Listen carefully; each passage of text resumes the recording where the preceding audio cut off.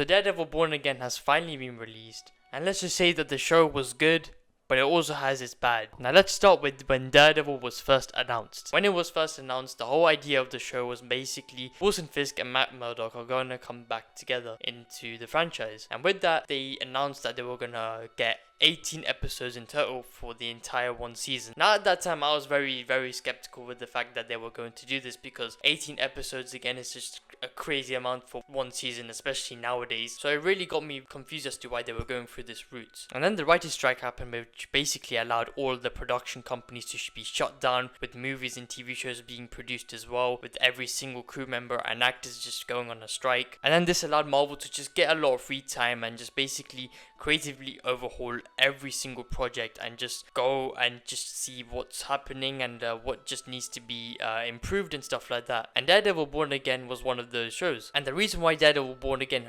happened to be in a massive creative overhaul is because the show was just completely shit. And that led to Kevin Feige to basically fire all the department into the original Daredevil show, to basically bring newer people into that show and just creatively overhaul and just bring everything new pretty much. Which also led to bring old characters like Foggy and Karen, and also John Bernthal's Punisher. And they also decreased the show from 18 episodes to 9 episodes. And thank God they literally went through that approach, because the original idea I've heard was basically Matt just being a regular lawyer, and we don't see him in the Daredevil mask until later episodes, which again just would have been a very boring show. But then the shows they filmed in the original concept of the show also led to basically being forced to be into the newer idea, which didn't allow the creators to have full direct control, but they did have control with the couple of episodes, which again was really good, and it was very noticeable when you see it. Like, it was handled really well. However, I think the new vision of what the directors wanted didn't really narrate to what was happening in old. For instance, Muse as a character got killed, and it was very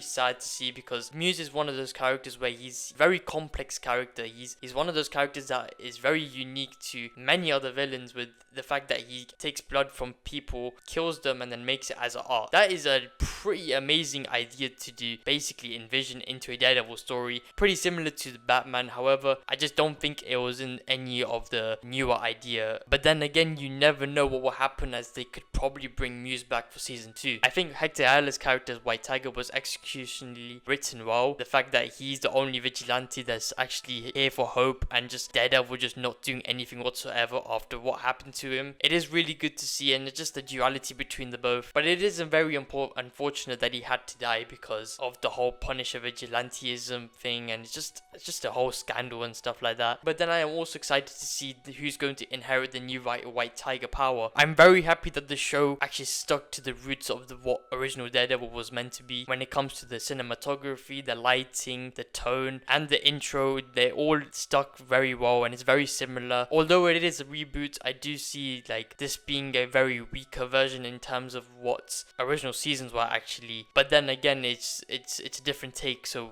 yeah, we just have to firm it at this point. I think one thing that really did annoy me was the fact that there was not a lot of Christianity in terms of the character Matt, because Matt Murdock's character in terms of Christianity is very important to his character, and the fact that we don't see much of his faith. It's more focused in terms of like the duality between Fisk and Daredevil, which does surprise me, because we see much more of Fisk and what he does as a mayor, and I'm also very surprised to see how much of a crucial role Vanessa plays, because she was the person who started it all, and she's the person who's basically mastermind of everything. And even during the time where Fisk had a long break of just not being part of the crime fighting law anymore, she was literally behind everything. So it is great to see her character just not only be a love interest, but also be a complex character, very similar to Fisk. I do think side characters like Heather and Cherry are just not really that well interestingly put out, but I think Cherry had a lot of potential to be a PI type of character, such as like Jessica Jones. However, just doesn't get much screen time to see if there is anything going to be happening to him. I think Heather was just another side character, just another love interest, which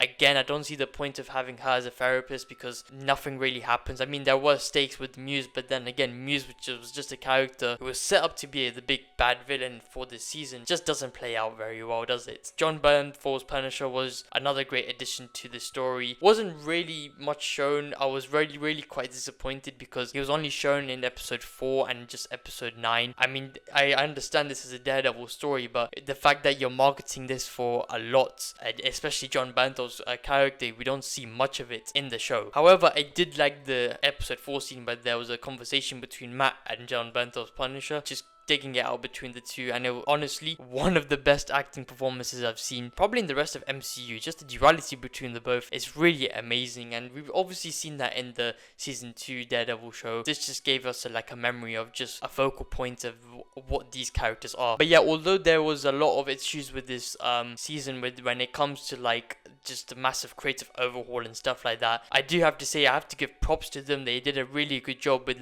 doing as much as they can, especially with Poindexter's character, and just basically making a very unique take with the whole blue light when he embraces into the scene. That was really amazing. Obviously season 2 is currently in production, and from what I've seen from the set photos, it looks very promising, and now this time they have the full creative vision for that season. I am excited as to how that's going to be panned out into the screen. Overall, I'm going to give Daredevil a 7 out of 10. The weakest one out of the Daredevil seasons. However, it does the job well, and does it very well to set up season 2 where Matt has lost and Fisk has won.